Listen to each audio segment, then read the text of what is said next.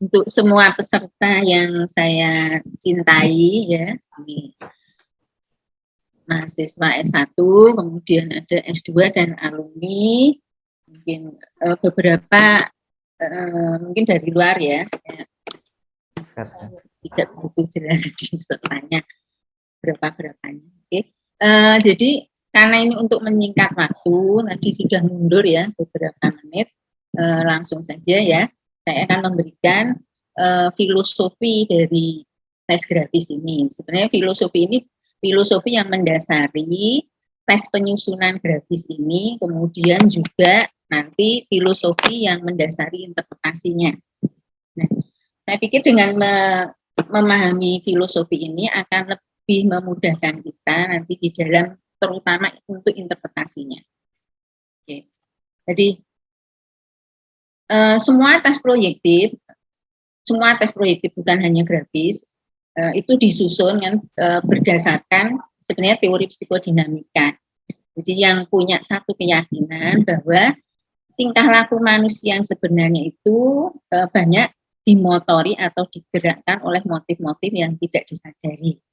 Nah, hanya saja motif-motif yang tidak disadari ini akan sulit ya diketahui gitu, akan penampakannya, manifestnya itu akan sulit diketahui ya, karena memang manusia itu apalagi orang dewasa itu sering menggunakan kontrol ya, karena dia rasio atau intelektualnya sudah sudah berkembang optimal kalau orang-orang dewasa ya, atau remaja lah, dari operasional formal ya, remaja itu kan sudah mulai berkembang optimal, intelijensinya dia bisa memikirkan, bisa mempertimbangkan, oh kalau saya berperan seperti ini, efeknya akan seperti ini. Nah, tentunya dia akan memunculkan perilaku-perilaku atau mempresentasikan perilaku itu yang itu membuat dirinya itu mendapatkan efek yang menyenangkan, bukan suatu hukuman, bukan suatu celaan sosial. Nah, itu.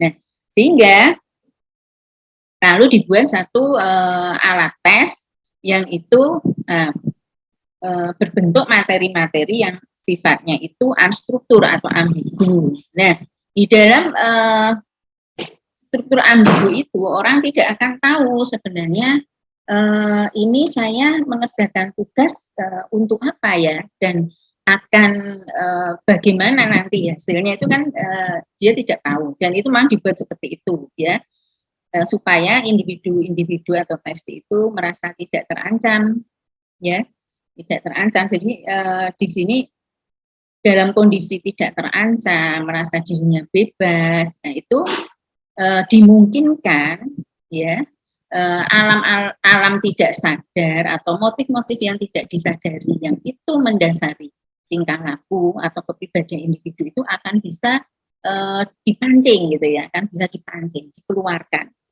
Oke. Sehingga kalau kita lihat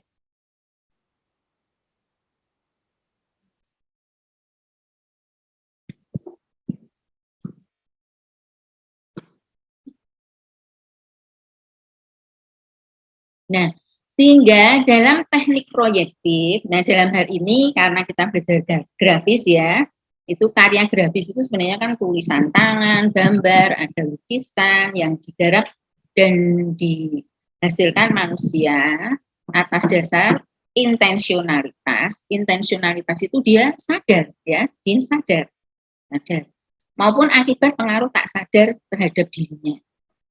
Oke, sebenarnya meskipun kita menggambar pun itu ada kendali kita, kontrol kita itu ada ya. Nah, itu namanya intensionalitas. Intensionalitas itu adalah kondisi sadar yang mengarahkan suatu tujuan tertentu. Nah, sementara sebenarnya yang teknik proyektif itu sebenarnya yang ingin dijaring itu justru yang tak sadarnya itu. Nah, karena ini pendapat psikodinamika, justru yang tak sadar itu yang mendasari perilaku atau kepribadian seseorang. Jadi yang dijaring adalah primary thinking, itu proses berpikir itu yang diatur oleh dorongan id ya. Dorongan id itu ada di alam ketidaksadaran. Dan sifatnya kan pleasure principle, impulsif, ingin dipenuhi keinginannya tanpa memperhatikan kendala-kendala di luar dirinya secara faktual. Nah, jadi bukan secondary thinking yang kita cari. Nah, secondary thinking ini adalah proses berpikir yang itu diatur oleh ego yang mengendalikan. Nah, ego sendiri kan dia bekerjanya berdasar atas prinsip realita testing, ya. Jadi berdasar fakta-fakta real, berpikir logis, ya, dan menganalisis data faktual dan sebagainya. Nah, kemudian nah, untuk menjaring primary thinking itu maka tercermin dalam instruksinya yang tidak boleh sugestif, tidak boleh mengandung sugesti. Jadi dibolehkan, dibebaskan, mau menggambar, sebenarnya mau menggambar apa saja, kecuali memang ada batasan-batasan untuk beberapa bentuk yang stereotip, ya. Nanti akan menyulitkan dalam interpretasi. Itu sebenarnya kan dibolehkan, dibebaskan gitu, ya. Nah, ini kan prinsip dalam psikodinamika kan begitu, untuk menjaring alam bawah sadar itu kan pakai asosiasi bebas itu kalau dalam terapi. Ini sama, ya. Jadi biar dia berasosiasi dengan bebas tanpa ada batasan, sehingga hal-hal sadar, hal-hal tidak sadar yang itu kalau dia dalam kondisi sadar takut itu terancam, takut mendapat celaan itu dia kontrol, tidak boleh keluar gitu. Dalam keadaan bebas dia tidak terancam, sehingga dia bisa, ya, kita harapkan itu, ya, ini kita harapkan nanti primary thinking yang tepat. Oke. Nah, ini nanti berbeda dengan anak-anak, ya. Nah, nanti anak-anak itu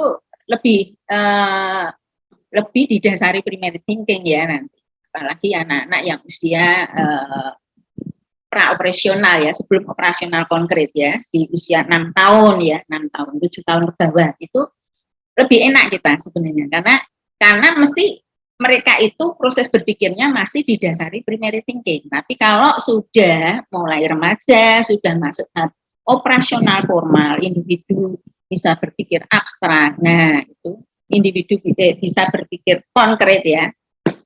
Maksudnya operasional konkret.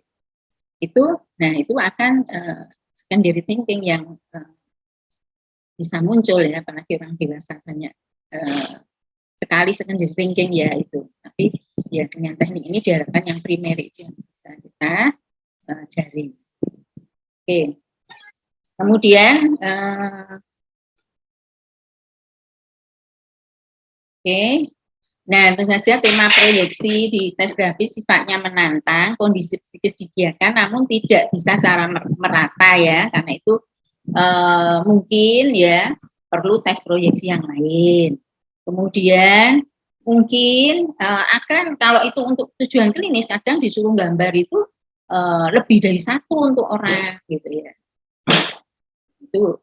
Tapi kalau untuk kepentingan yang bukan klinis mungkin lebih simpel untuk recruitment, untuk penjurusan, ya, mungkin tidak sampai seperti itu. Itu gunanya kalau gambarnya semakin banyak akan lebih semakin detail mengungkapnya. Atau ya perlu dilengkapi dengan tes proyektif lainnya, ya. Ada WRT, ada PROSA, DAT, dan sebagainya. Oke.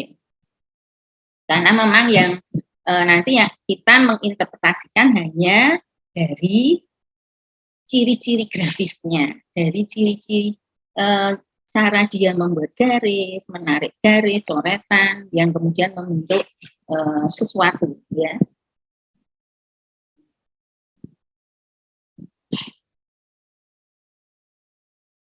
Nah, tapi memang ada kritik, ya, jelas ada kritik karena atas teknik proyektif ini, karena respon individu itu terhadap rangsangnya itu ambigu, sama-sama tidak struktur stimulinya. Nah, maka akan dipengaruhi oleh banyak faktor, mungkin kebutuhan, konflik, energi, impuls, drive, sikap terhadap tester, karakteristik tester, pengalaman tester, administrasi, dan sebagainya. Ini yang memang menjadi subjektif, ya, agak subjektif. Sangat tergantung dari mungkin jam terbangnya, pengalaman dari si penganalisis, ya. Karena bisa jadi kadang-kadang subjek itu menggambar memang tidak mencerminkan dirinya sendiri, ya. Itu bisa jadi itu mencerminkan sikapnya terhadap orang lain. Ya, waktu itu yang waktu mungkin dites itu dia dalam kondisi sedang punya problem dengan orang tersebut, dan orang itu sepertinya sedang apa ya, mendominasi ya, melayang-layang di dalam pikirannya gitu. Bisa juga sikapnya terhadap tester ya. Makanya untuk beberapa ini kalau dalam administrasi beberapa kasus kenapa tester jangan duduk dong, jangan duduk di depan itu terus memaku, nanti bisa dijadikan model oleh si testi ya ketika menggambar orang ya. Kemudian jauhkan dari gambar-gambar yang bisa memancing asosiasi subjek sehingga dia akan menyusun gambar-gambar tertentu yang ada asosiasi hubungannya dengan stimuli-stimuli lain yang ada di itu ya. Ya. Oke, ini sebenarnya sudah. Sekarang kita lanjut landasan teori tes grafis. Nah, ini sebenarnya filosofi ya, filosofi yang mendasari di dalam penyusunan tes grafis ya. Ada satu keyakinan dari ya, ada satu keyakinan dari pencetus teori ini bahwa grafis itu bisa ya untuk dari melalui tes grafis kita bisa menangkap ya kepribadian yang sejati gitu ya, kepribadian yang asli dari si testi. Oke, yang pertama adalah psikoanalisa. Oke, yang jelas sebenarnya memang psikoanalisa awalnya ya yang menstimulasi munculnya penyusunan tes grafis, tidak hanya tes proyektif, tidak hanya grafis. Kemudian ada grafologi, kemudian ada fenomenologi. Nanti fenomenologi ini terutama dalam kaitan dengan tes orang, karena ya nanti saya bahas satu. Kemudian simbolik ruang, ya. Kemudian ada bentuk pohon dan orang, dan kemudian arti fungsional, ini harusnya koma ini, bentuk pohon dan orang, koma, kemudian arti fungsional masing-masing bagian yang. Nah, dari arti fungsional itu nanti bisa kita tarik ada satu penafsiran simbolik ya. Oke, kita masuk dulu ke psikoanalisa. Oke. Jadi psikoanalisa ini menggambarkan proses dinamika kepribadian manusia itu ditentukan oleh beroperasinya struktur kepribadian manusia yang terdiri dari id, ego, dan superego. Oke, ini kalau ini langsung diterapkan di pohon ya. Itu adalah disimbolkan oleh akar. Nah, akar tidak kelihatan, tersembunyi ya, sama dengan id. Id itu tersembunyi ya, di alam kegelapan, di alam bawah sadar ya. Kemudian ada ego atau batang. Nah, bagian batang ini yang awal mula bagian dari pohon yang berinteraksi dengan lingkungan. Nah, itu kan ego ya. Ego itu yang berhubungan dengan lingkungan ya. Ego itu. Sehingga ego itu mulai muncul kalau dalam perkembangan itu kira-kira setelah anak bisa jalan, setelah dia bisa mengeksplor lingkungannya ya, bisa kemana-mana ya. Kira-kira 1 tahun atau sebelumnya ya, mungkin setelah merangkak itu ya. Kemudian ada superego. Nah, nanti itu dari tes gambar orang, pohon maupun orang bisa akan kita mengetahui ya bagaimana struktur kepribadian individu ini ya, dengan melihat bagaimana proses interrelasi ya ketiga komponen ini. Apakah terjadi keseimbangan dalam penggunaan energi psikis ya? Apakah ada keseimbangan dalam penggunaan energi psikis, atau misalnya ternyata energi psikis yang banyak menggunakan adalah id ya, ataukah ego, ataukah super ego, atau ada keseimbangan digunakan semua tetapi ego yang memimpin. Nah, itu ciri pribadi yang sehat, ego yang memimpin, dia menjembatani yaitu dorongan-dorongan atau keinginan dari id dengan dunia realitas dan dengan batasan-batasan norma-norma sosial, budaya, dan agama atau etika ya, super ego.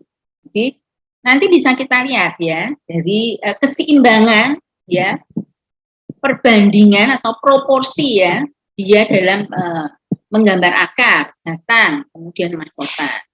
bagaimana, apa yang ditekankan gitu ya.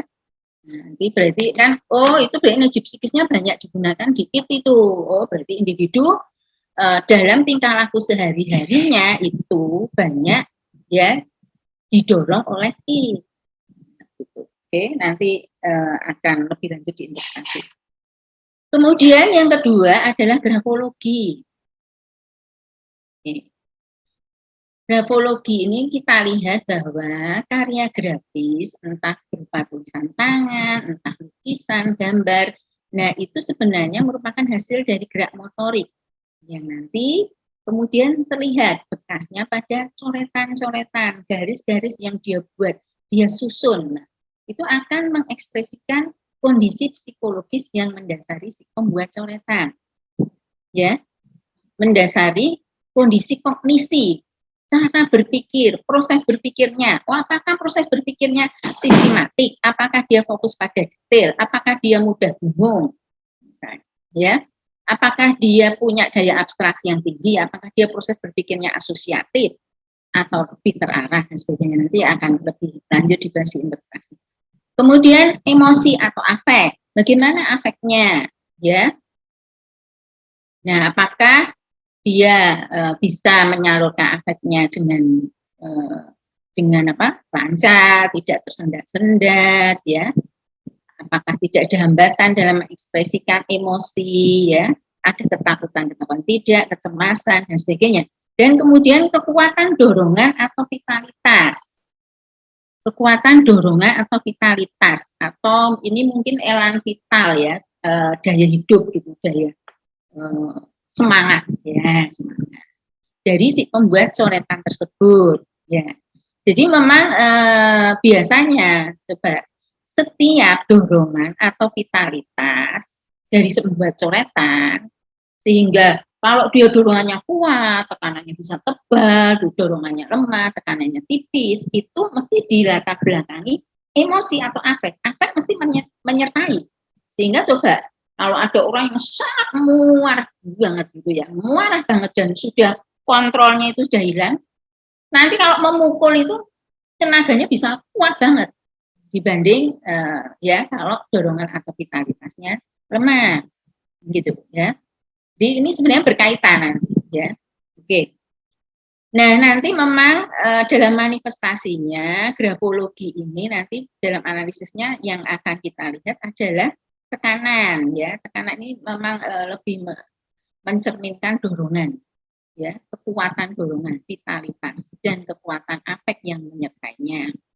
Ya. Kalau dorongannya kuat, kemudian kekuatan afeknya juga kuat ya. Tinggal nanti apakah kekuatan afek yang kuat itu jadi agresi atau sekedar antusiasme ya, kesemangatan. Nah, itu dilihat dari bentuknya, nanti akan kita jelaskan dalam interpretasi. Karena itu interpretasi. Kemudian stroke. Stroke itu bagaimana cara dia membuat goresan, menarik garis, apakah kontinu ya, bersambung garisnya, apa diskontinu ya. Pembuatan garis itu biasanya ya sering munculnya di batang, mungkin kadang di dahan itu ada yang kontinu bersambung, ada yang tidak kontinu. Oke, ini sebenarnya nanti akan penjelasan ini tidak hanya berkaitan dengan analisa grafologi tapi juga fenomenologi. Jadi seperti ketika kita dalam kondisi cemas, dalam kondisi merasa tidak aman, kehati-hatian, kewaspadaan. Nah, tentunya seperti ibarat kelinci ya, kelinci di suatu tamak, di hutan lah, di hutan. Kemudian memang di situ banyak hidup juga hewan-hewan lain yang itu merupakan predator gitu. Nah, si kelinci itu tahu kan di situ kemungkinan besar akan ada harimau yang bisa memangsa saya. Tapi mungkin karena dia begitu lapar, akhirnya dia tetap ya masuk di situ, kemudian dia memakan mungkin rumput-rumputan atau daun-daun apa yang bisa dimakan, itu mesti sambil tidak kemudian gerakannya kontinu, bersambung terus-menerus, tidak.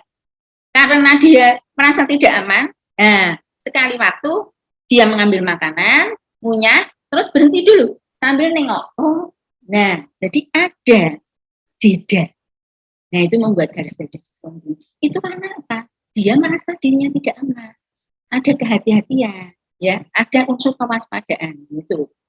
Coba kalau dia merasa aman, ya sudah makan bus bleb bleb bleb bleb gitu ya, tanpa harus berkali-kali setelah makan lalu menengokkan kepalanya berhenti dulu, jangan-jangan ada.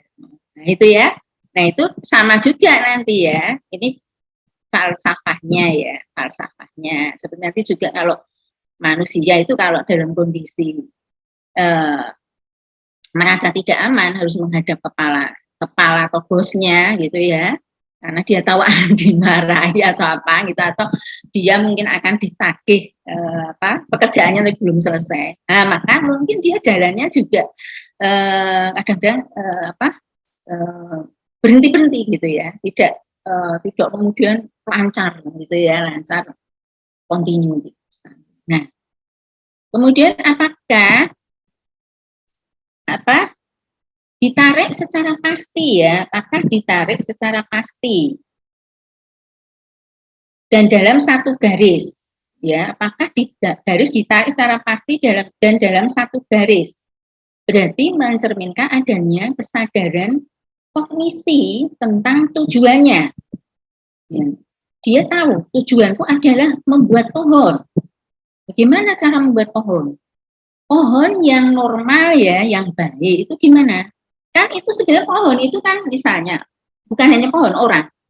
Kita gambar pohon atau orang, itu pohon dan orang itu kan merupakan suatu struktur yang terdiri dari elemen-elemen ya.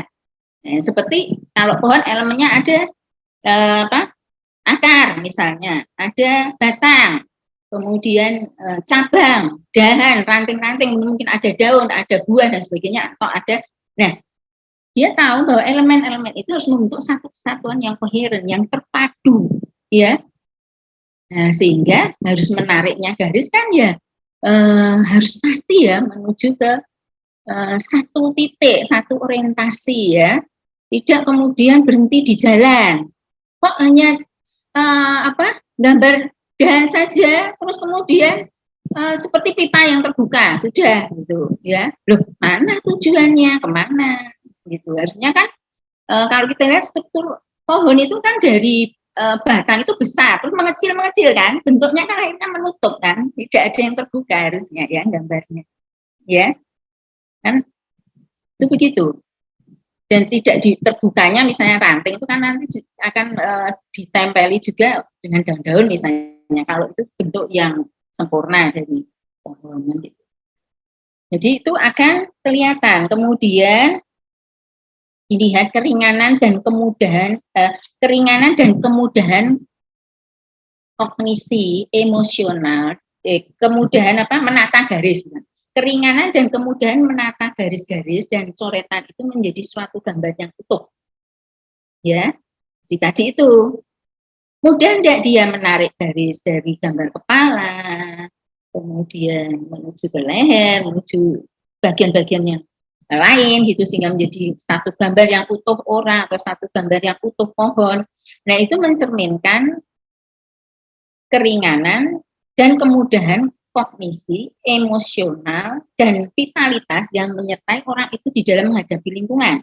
Ya, kalau sepertinya ada kesulitan di dalam menata garis-garis dan coretan sehingga menjadi ambiar gitu ya, nanti akan saya beri contoh dari ilustrasi, akan kelihatan. Jadi grafis itu bisa menangkap orang ini gampang bingung, orang ini tidak bisa berpikir sistematis, gitu itu bisa. Orang ini jadi tidak bisa ditempatkan dalam pekerjaan yang membutuhkan ketelitian, sistematika kerja dan sebagainya, gitu. Kemudian ada bentuk garis yang kita ada shading ya, shading arsiran itu masih di stroke ya. Sebenarnya ini kan hasil dari stroke membuat coretan yang diulang-ulang sehingga membentuk shadow atau bayangan di arsir itu.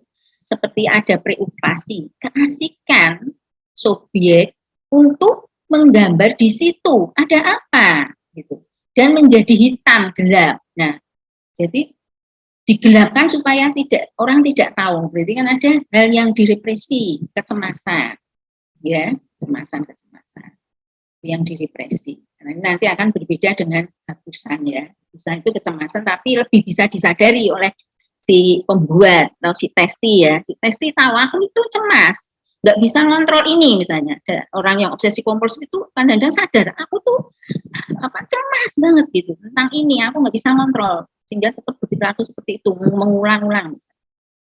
Itu hapusan nanti, bentuk hapusan sering dia. Oke, kemudian bentuk garis. Oke, bentuk garis itu ada kurva, lengkung, atau membulat, atau arkade kalau dalam tulisan tangan. Kemudian yang lurus. Oke, coba ketika membuat garis lengkung atau membulat, apa yang berperan di situ? Supaya melengkungnya itu fleksibel, tidak kaku. Apa?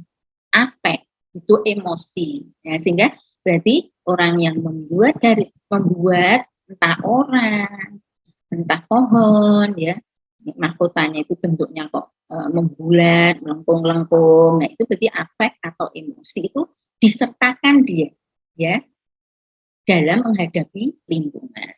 Oke. Oke, kemudian yang lurus. Nah, lurus ini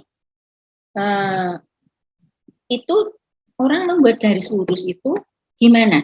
Kan itu butuh koordinasi motorik supaya tidak bengkong, lebih sulit loh, ya kan? Butuh kontrol kan, jadi dikontrol tangannya supaya tidak bengkong. Butuh tidak hanya koordinasi tangan tapi juga koordinasi mata, semua bekerja ini, ya. Nah, itu berarti dia butuh kesadaran, ya. Butuh kontrol rasio, ya, intelek di situ bermain, ya. Ada kesadaran, kemauan, intelek, ya, itu di situ, ya, sehingga ya ini sama deh, kalau kita itu orang sering bilang wanita itu emosional, dilihat saja bentuk tubuhnya kan lebih lengkung-lengkung. Kalau laki-laki itu kan bersiku ya, lurus ya, bersiku lurus. Artinya yang banyak bekerja kan prinsip rasio di situ ya, kesadaran. Hal yang disadari, emosi itu kadang-kadang di dalamnya ada unsur ketidaksadaran yang mendasari ya. Jadi itu ya. Jadi itu nanti akan terlihat di pohon maupun orang yang nanti akan saya jelaskan lebih lanjut. Kemudian sekarang fenomenologi. Oke, ini mungkin yang Anda kenal kalau di aliran psikologi itu Rogers ya. Tapi sebenarnya biasanya pendekatan humanistik seperti Maslow itu juga sebenarnya menggunakan pandangan fenomenologi atau filsafat fenomenologi. Nah, jadi menurut fenomenologi, nah ini memang agak kebalikan, beberapa nanti agak kebalikan dari Freud ya dalam hal tertentu. Tingkah laku manusia hanya dapat dipahami dari bagaimana dia memandang realitas secara subjektif, ya. Jadi kalau ingin memahami manusia secara komprehensif kepribadiannya, ya kita harus mengambil sudut pandang dia, sudut pandang pertama, jadi dari orang yang mengalami, ya. Jadi kita teliti, kita gali, ya. Bagaimana meaning of experience, bagaimana dia memaknai pengalaman yang dialaminya. Itu yang di fenomenologi seperti itu. Sehingga memang nanti ada ini memang ada makna-makna simbolik nanti di dalam tes grafis misalnya, orang menggambar buah jatuh. Nah, buah jatuh.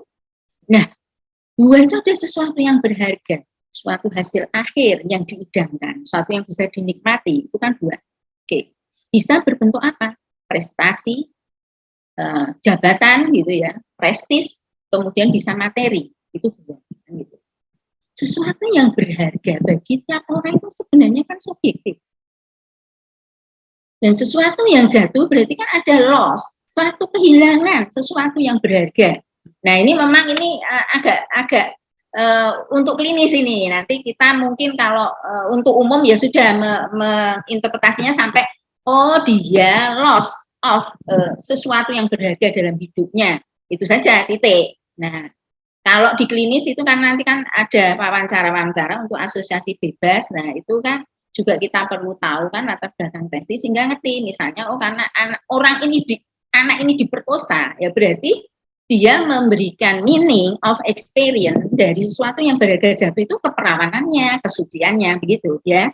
Tapi kalau kita tidak sampai klinis ya sudah ya, oh berarti dia merasa ada sesuatu yang berharga dalam hidupnya itu yang lost hilang.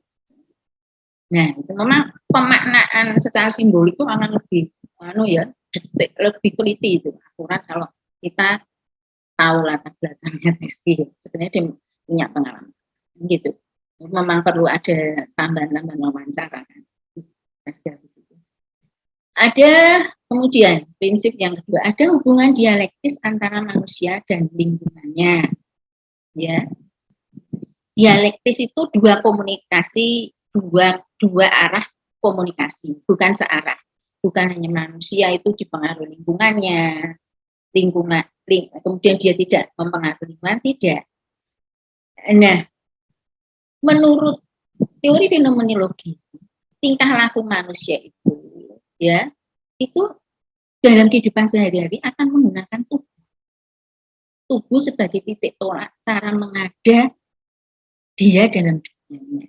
Oke, sekarang tak beri contoh hubungan dialektis. Misalnya ya, kamu dengan tubuhmu, tubuh itu melekat karena tubuh melekat, bukan seperti meja, benda-benda lain itu kan tidak melekat, tapi tubuh itu melekat. Jadi kita tidak hidup di dalam tubuh, tapi juga menghidupi tubuh. Saya beri contoh. Ada orang dia ngintip. Nah, dia ngintip, kemudian ternyata dia tahu, dia kepergok. Nah, maka dia mungkin akan mengerutkan tubuhnya. Nah, tubuh itu tidak hanya menyentuh sebagai media untuk menyentuh lingkungan, tetapi juga sebagai cara untuk merealisasikan diri, ya. Dan waktu merealisasikan diri itu, menurut teori fenomenologi itu manusia didasari intensi, ada arah, tujuan, ya. Jadi intensi ini, ya, kondisi sadar yang mengarahkan tingkah laku manusia ke suatu tujuan tertentu. Ya, misalnya aku ingin menyampaikan bahwa aku ini wanita tapi bisa tegas, aku bisa memimpin. Lah itu bisa nanti cara jalannya yang tegas dong, jangan meleok-meleok, melengkung-melengkung kayak feminin gitu kan, garis lengkung. Nah, itu harus tegas kayak cara jalan militer gitu ya. Kemudian mungkin perlu karena biasanya menyatakan diri itu kalau kemaskulinan, kemudian ketegasan itu kan di gerakan-gerakan lurus. Lalu saya ketika memakai baju itu, sekarang itu wanita karir senang ditambali oleh bantalan, itu kan biar nggak kelihatan pundaknya melengkung, ya kan gitu. Pundak bersih itu kan maskulin, laki-laki ya. Sehingga nanti kalau laki-laki itu ada problem di dalam kejantanan dan dia memiliki need strong of supaya kelihatan jantan, ya nanti akan di pundak itu, pundaknya ditekankan, besar, bersiku. Oke. Kemudian simbolik ruang. Simbolik ruang itu mencerminkan orientasi ya ke dunia mana ya subjek mengarahkan dirinya. Apa yang menjadi emphasis, titik tekan dia ya. Nah, cara dia memandang dunia itu lebih berpijak mengambil sudut pandang dirinya sendiri atau orang lain ya. Kemudian bagaimana dia di dalam mengaktualisasikan dirinya ya ke masa lalu atau masa yang akan datang dan sebagainya. Oke. Jadi nanti ini sebenarnya secara global aja ya. Kalau simbolik ruang itu, kalau ini pendapatnya siapa ya? Dua ini. Kalau yang ini Hertz ya, satunya ini Hertz. Saya nggak lupa itu yang satunya. Nah, itu simbolik ruang itu mencerminkan orientasi ke dunia masa lalu kalau kiri atau bawah. Nah, kemudian jadi inversi ya, ini pembalikan dari pertumbuhan. Misalnya itu kalau pertumbuhan pohon yang sehat adalah ya itu harusnya menjulang ke atas ya, menjulang ke atas. Karena pohon itu adalah pertumbuhannya keluar ya, tidak seperti manusia. Jadi kemudian kalau ke kanan atau atas berarti masa sekarang atau yang akan datang, atau sebenarnya kiri itu juga bisa ke inward, ke arah diri sendiri, sementara yang kanan itu outward, ke arah orang lain. Nah, ke arah orang lain. Ya. Oke, dunia kesadaran itu berarti dunia ketidaksadaran itu ke bawah, sementara yang sadar itu ke atas, ya. Dan nanti diterapkan di apa? Nanti interpretasi, nah, hampir administrasi. Kemudian, nah ini pembagian zone. Nah, yang jelas ya, kalau ini sebenarnya kalau misalnya aku kok males ya lihat kunci gitu, ya sebenarnya di ini saja, secara ini saja ya, secara reng-reng aja ya. Yang jelas daerah tengah itu, daerah tengah persis tengah ya, atau yang memang cenderung tengah lah, itu umumnya normal, cukup, secure. Jadi kan dia bagaimana menempatkan diri di lingkungan sosialnya. Kalau dia merasa aman, nah, daerah berpijak realitas sosial bahwa dia mau menghadapi, menyesuaikan diri, adaptasi sosial, itu kan di tengah ya. Jadi dia ada rasa aman, kepercayaan diri ya. Nah itu normal, tetapi ya bisa juga aku ya kecenderungan rigid mungkin. Atau sebenarnya ini kompensasi dari sebenarnya kekurangan percaya diri, rasa tidak aman dalam hubungan interpersonal. Oke. Nah, untuk ini memang jadi kalau kita lihat menggunakan kunci di dalam tes grafis itu seperti kamus dalam bahasa Inggris.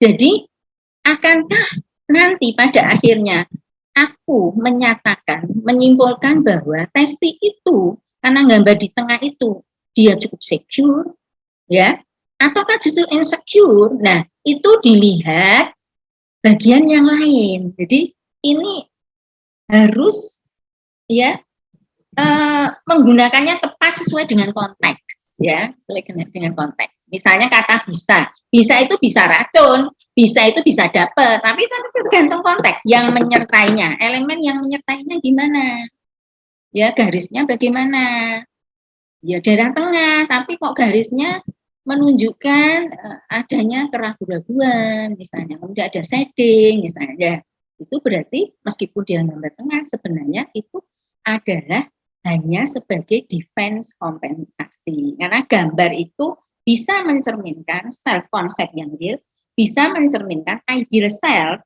self yang dia idamkan, yang dia inginkan, ya. Nah, karena kita belajar ini teori psikodinamika juga kan orang itu kan bisa melakukan defense mekanisme ya tertentu kan gitu ya. Kemudian daerah atau daerah bawah itu jelas menekankan hal-hal yang bersifat fisik atau material ya, atau libido atau impuls sebenarnya gitu. Itu sama dengan tulisan tangan ya, lob bawah. Kalau nulis G itu kan ada lob bawah G, Y. Nah kita lihat kok lob bawahnya itu kok terlalu ya nggak proporsional ya dibanding dengan bagian yang atas, terlalu ditekankan. Jadi misalnya gitu. Kalau ini juga gitu. Ya daerah tengah bawah menekankan hal yang bersifat fisik atau material. Sementara atas, nah itu berhubungan dengan hal-hal yang sifatnya rohania, spiritual, religi, etika. Nah ini biasanya kan memang kalau orang berpegang teguh pada religi, etika, ini orang idealis, kan gitu, idealisme. Nah, ya. Oke, cuma nanti kan yang kalau daerah kiri atas, karena kiri ini berkaitan dengan diri ya, inward toh, ke diri ya, itu sentris. Jadi ya ada hambatan-hambatan, tapi yang berhubungan dengan keinginan dirinya sendiri tidak tercapai ya. Sementara yang daerah kiri yang atas, daerah kiri yang atas, ya, karena daerah kanannya atas, karena kanan itu berkaitan dengan hal-hal yang sifat masa depan gitu ya, suatu cita-cita. Nah itu ya berarti orientasi dia ke arah cita-cita atau hal-hal yang sifatnya material, ya prestasi-prestasi peralihan bisa dicapai. Oke, nanti bisa dilihat. Kemudian interpretasi simbolik. Nah, ini maksudnya, ini kayaknya ada yang kurang. Ya. Ini. Nah, simbolik ruang sudah ya. Kemudian yang kelima itu adalah mungkin ini filosofis yang lebih banyak mendasari untuk interpretasi. Bagaimana kita melihat bentuk atau form, bentuk pohon, bentuk orangnya, dan bentuk pohon dan orang, dan arti fungsional masing-masing bagian. Nah, itu kemudian kita interpretasikan secara simbolik, ya. Jadi kita interpretasikan tidak sesuai dengan yang nyata ada. Misalnya, tangannya besar, tapi kan ada tangan besar itu simbol apa sih? Berpikir simbolik itu kan tidak harus sesuai dengan yang real kan. Misalnya anak bisa berpikir abstrak, itu kan bisa menyelesaikan, kemampuan bisa menyelesaikan suatu persoalan tanpa hadirnya objek secara nyata. Nah, itu kan membutuhkan kegiatan berpikir simbolik dan imajinasi. Nah, jadi dia bisa menarik lebih jauh gitu. Ya, dulu kalau misalnya anak-anak masih operasional konkret, misalnya menggambar, dia tahu, oh ada boneka, oh boneka itu senyatanya apa kalau masih operasional konkret, oh itu mainan, hadiah dari mama, dia ulang tahun. Tetapi kalau yang sudah bisa berpikir abstrak, nah dia bisa membayangkan bahwa kemanfaatan dari itu tidak hanya seperti yang di kasat mata dia lihat, itu boneka itu bisa menjadi, misalnya, menjadi pasien waktu saya main dokter-dokteran kan gitu, bisa menjadi tamu waktu saya bermain pesta-pestaan misalnya gitu, atau sebagai pembeli. Jadi bukan hanya sebagainya. Jadi itu maksudnya. Ya, tadi saya jelaskan bahwa interpretasi simbolik ini memang akan lebih bermakna kalau kita itu mengetahui, dikaitkan dengan bagaimana konteks sejarah pribadi pembuatnya, ya. Oke. Bentuk pohon dan orang. Jadi kita lihat dulu arti fungsional secara konkret dulu. Apa sih tangan? Tangan bisa itu artinya apa? Kepala itu apa? Akar misalnya, sekarang kita pohon akar itu apa? Fungsinya untuk apa akar itu?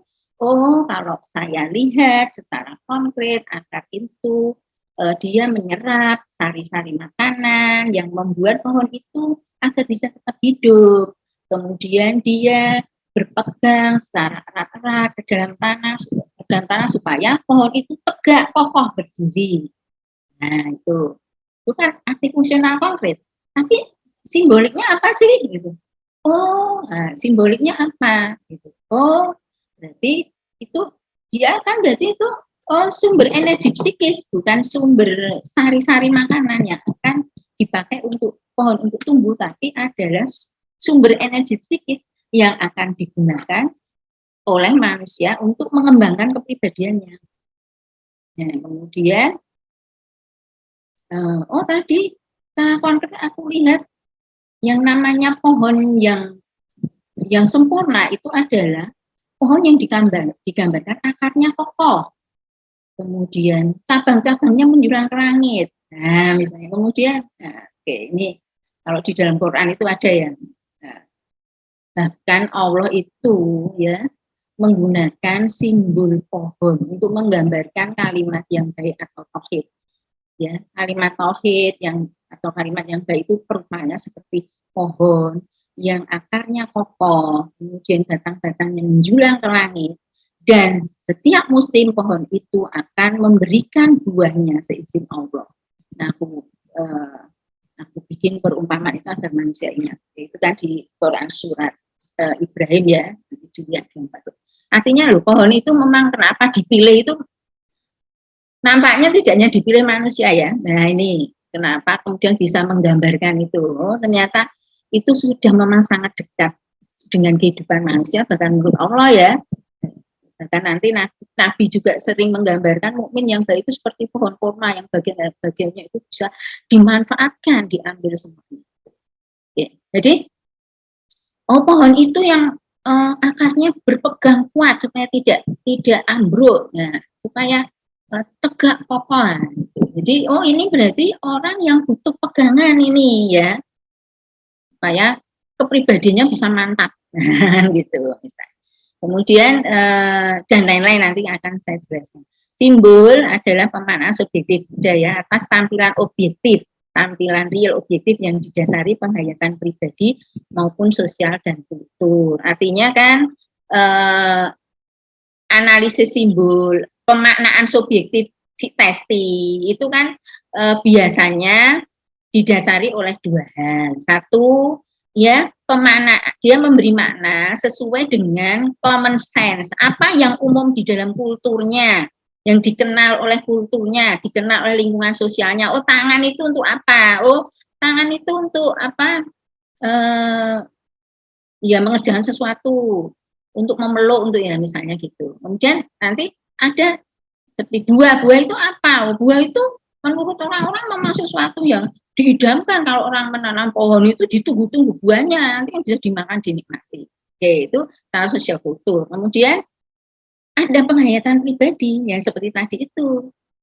Buah jatuh, tapi karena dulu pengalaman pribadinya pernah diperkosa. Nah, buah jatuh itu yang dianggap loss itu bukan kehilangan jabatan, bukan, tapi kehilangan keperawanan. Jadi itu kesucian. Nah, itu memang biasanya klinis ini harus digali lebih dalam. Oke, kemudian simbol memerankan ketiga dipandang dalam konteks sejarah pribadi pembuatnya. Oke, saya pikir itu. Ini gimana Bu Zahro? Apakah perlu ada yang bertanya atau tidak? Atau langsung ke administrasi? Boleh, monggo mungkin 1 atau 2 pertanyaan ya, biar kita tahu apakah teman-teman ini ada pertanyaan nggak? Ada di bagian mana yang ingin diperjelas oleh Putri, silakan. Sebelum kita setelah ini akan ke administrasi ya. Ada? Ada mungkin teman-teman masih jelas atau masih diperdalam lagi dari materi. Karena tahapan ini nanti akan kita praktekkan langsung gitu ya. Jadi kalian harus benar-benar memahami tahap demi tahapnya. Ada yang perlu ditanyakan? Belum? Oke, belum iya, ada. saya belum menjelaskan administrasi. Maaf. Iya, ada. Oh ya. Ya, sedikit aja mungkin. Administrasi dulu ya, Bu ya. Iya, administrasi dulu. Sebentar ya, Mbak. Ditahan dulu pertanyaan. Ada pertanyaan enggak? Ini ada 1 pertanyaan dulu atau Ibu mau menjelaskan administrasi?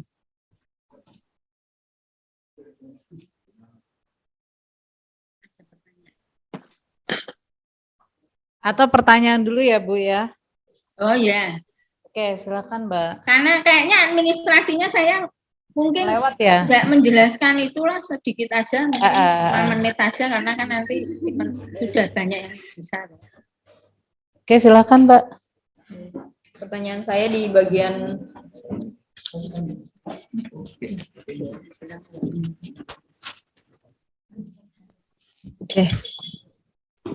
Pertanyaan saya itu di bagian pembagian zone, Bu. Yaitu kan ada yang nomor 3 itu daerah tengah, tengah bawah. Pengertiannya itu kan menekankan hal-hal yang bersifat fisik atau material. Jadi maksudnya maksud dan contohnya menekankan hal yang bersifat fisik dan material itu yang seperti apa ya, Bu? Oh ya, yaitu ini kan kebalikan yang atas. Kalau atas itu kan idealis, penekanan hal-hal rohani. Nah ini ya hal-hal materi, ya misalnya hal materi itu atau hal ini fisik itu kebutuhan fisik biologis, misalnya nafsu, nah itu loh ya. di materi itu kan ya kebalikan dari atau hal-hal yang sifatnya rohani kan. Rohani kan berarti kan ke hal-hal yang ideal. Berdasarkan etika, berdasarkan nilai-nilai agama itu kan dosa seperti itu. Kalau ini enggak, ya memang lebih kalau itu di tulisan tangan itu sebenarnya lebih ke itu libido. Sebenarnya kan ke libido, ke itnya, ke it sebenarnya. Karena sebenarnya kan daerah ke bawah itu kan daerah-daerah yang tidak disadari, ya. Daerah-daerah yang memang membuat dia malah jadi tidak tumbuh berkembang. Tapi kalau yang ke atas kan lebih ini. Tapi ini daerah bawah itu lebih ke it, ya. Di daerah libido, seksual, kebutuhan biologis itu kan kebutuhan fisik kan. Nah, itu. Jadi dia lebih misal memandang sesuatu itu untung atau tidak itu tidak berdasarkan prinsip-prinsip etika atau prinsip agama, tapi lebih itu menguntungkan enggak ya secara materi untuk saya, secara fisik, kepuasan fisik untuk saya gitu. Gimana, jelas? Sudah cukup ya pertanyaannya. Mungkin boleh nambah satu pertanyaan lagi Bu ya. Ada titipan. Jadi begini Bu pertanyaannya. Kebetulan kemarin dari penanya ini mendapatkan salah satu kasus korban kekerasan seksual anak usia 6 tahun. Kemudian pendekatannya agak berbeda pasti dengan kita minta untuk dia menggambar grafis. Jadi pertanyaannya apakah kita bisa memberikan grafis kepada anak-anak Bu? Kemudian apa boleh menggunakan pensil warna untuk menarik minatnya? Dan kalau seandainya diperbolehkan, interpretasinya apakah ada catatan tersendiri Bu? Apakah ada catatan khusus untuk interpretasinya? Iya. Sebenarnya itu nanti dibahas di perspektif perkembangan. Cuma ini ya. Saya anukan di bawah ya. Nanti dibahas Mas, tapi mungkin untuk sekarang nggak usah dulu, nanti diinterpretasi, karena interpretasi itu kan tetap harus memperhatikan proses perkembangan ya. Usianya berapa sih? Usia dia misalnya 6 tahun. Menggambar buah yang bergantungan nggak apa-apa misalnya. Usia dia adalah 5 tahun. Iya. 7 tahun. Gambarnya masih transparan. Ya, menggambar tangan di saku kok tangannya kelihatan. Harusnya kan nggak kelihatan ya. Tapi kok kelihatan. Itu kan ada ininya, dan shading misalnya untuk anak-anak itu dianggap suatu kecemasan yang masih wajar, bukan patologis. Tapi kalau di orang itu lebih bisa bersifat patologis dalam hal tertentu ya. Kalau anak itu karena memang anak kan ya dalam keadaan psikologis anak, dia kan memang ya menghayati bahwa dirinya itu kan apapun ya lemah kan dalam dunia orang dewasa. Nah, sehingga dia sebenarnya merasakan adanya kecemasan, tapi kecemasan itu adalah hal yang wajar, kecuali nanti ditunjang yang lain, bukan hanya shading, misalnya shading tapi yang lain itu menunjukkan bahwa dia gambar tangan, dia gambar ini dengan tidak ada unsur-unsur tertentu, misalnya gambarnya juga integratif misalnya, jadi gambarnya lengkap ya, misalnya ya. Jadi memang nanti akan sampai ke situ. Baik, terima kasih Bu untuk jawabannya. Kalau bolehnya boleh. Cuma dimulai setelah anak bisa menggambar itu kan sebenarnya anak umur 7 operasional konkret ya. Operasional konkret. Itu anak kan sudah bisa menggambar sesuai dengan yang sesuai fakta kan. Sesuai dengan kenyataan. Bisa, sebenarnya sebelum itu juga bisa. Asal anak sudah bisa menggambar, tapi ya kebanyakan ya umur segitu lah 5 tahun. Itu sebenarnya bisa lah, asal masih. Baik, terima kasih Bu Tri untuk jawabannya. Mungkin kita selain langsung beralih ke bagian administrasi ya. Iya, ini nanti mungkin lebih dianu Bu Yaro, dan lagi karena pesertanya banyak yang sudah dapat, saya nggak akan menjelaskan lah ini cuma mungkin di persoalan nanti hati-hati ya problem saat administrasi tes ketika testi menggambar dalam posisi kertas tidak sesuai instruksi biarkan saja. Misalnya kan sebenarnya sudah ada waktu instruksi itu kalau yang tes pohon itu kan vertikal kita menyajikannya dengan vertikal, gambarlah di atas, nah itu kan vertikal. Kalau nanti HTP kan horizontal. Tapi kemudian dia menggambar dengan posisi kertas yang tidak sesuai instruksi karena terselubung kan instruksinya. Nah, biarkan saja. Ketika testi menggambar pohon yang dilarang untuk digambar, biarkan saja. Yang penting tester tahu benar bahwa testi benar-benar sudah memahami instruksinya. Jadi berikan waktu untuk bertanya setelah memberikan instruksi. Mungkin ini sudah bisa. Kemudian yang lain ketika testi menggambar orang dengan jenis kelamin yang berbeda dengan dirinya.